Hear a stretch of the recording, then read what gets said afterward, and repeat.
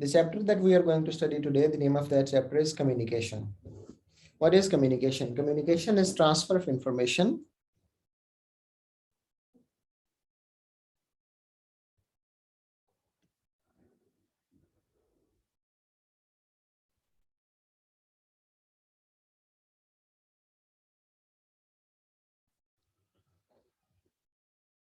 I was saying communication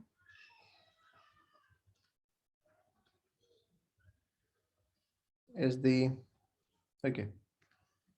Yes, sir. Communication is the transfer of information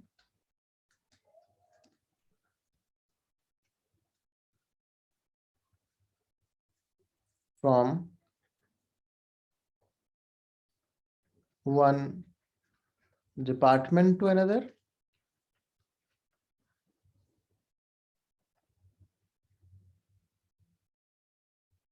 from one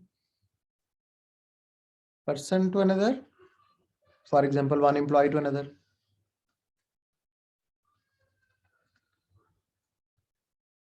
and from one business to another.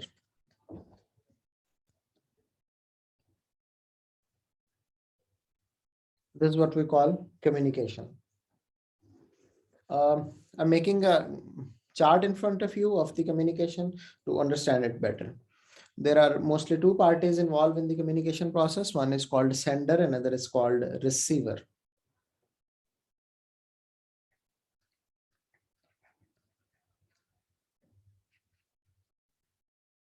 Sender has always an objective in his mind, aim of communication. Basically, the idea, you might say, that he wants to transfer to the receiver.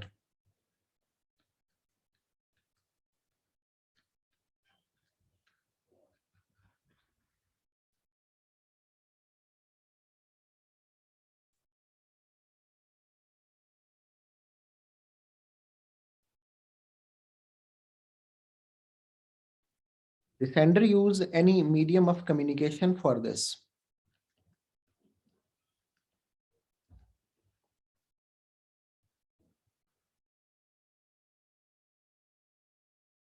That medium of communication can be verbal, written, WhatsApp, social media, websites, telephonic calls, anyone. That medium contains the message that is to be transferred to the receiver.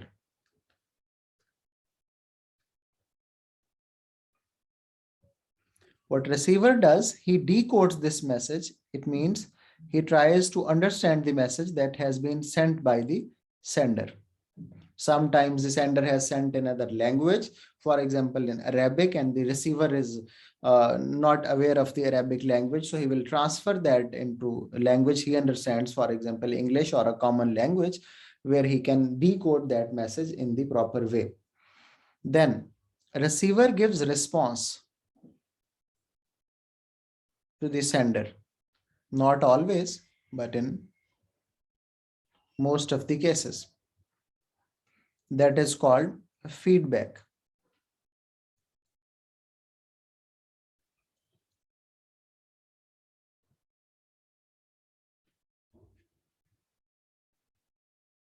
Okay.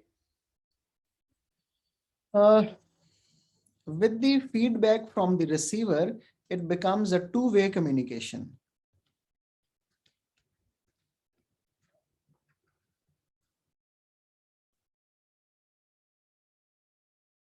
And two-way communication is always called effective communication.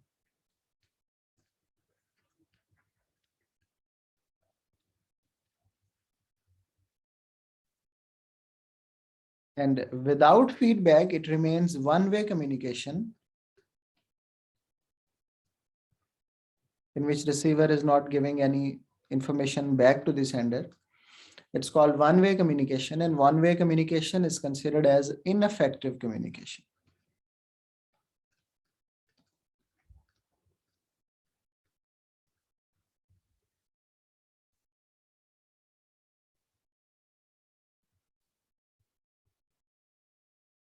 Let's talk about the situations where communication is essential or necessary.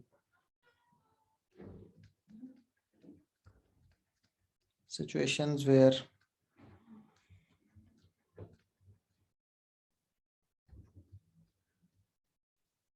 communication is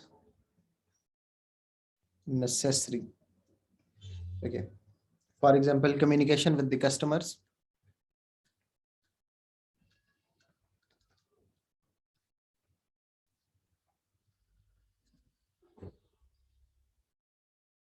Just assume you are unable to deliver a message about your new product to the customer. How will they come to know? And ultimately, they won't buy your product. Communication with suppliers.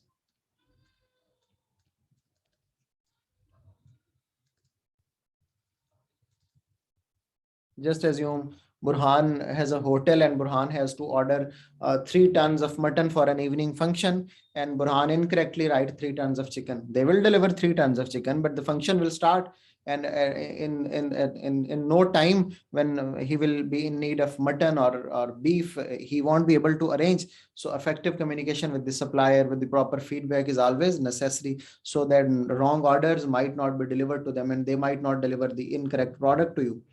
Similarly, communication with the shareholders.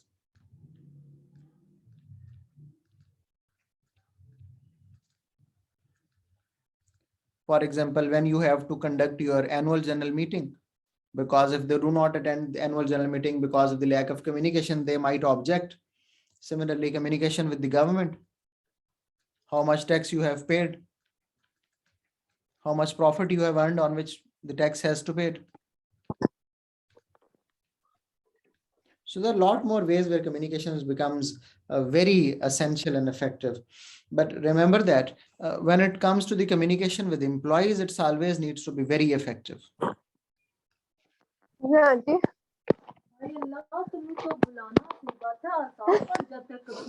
जी वो माइदा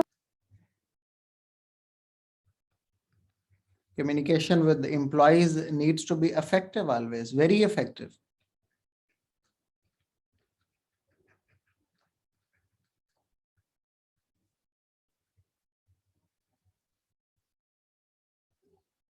Otherwise, we have studied in A1 that it might cause demotivation among the employees.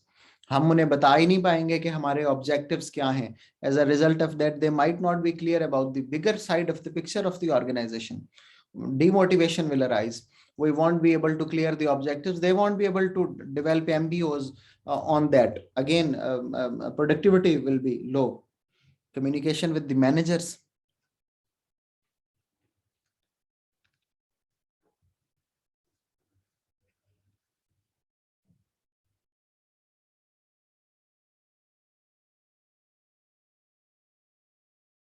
Needs to be very effective.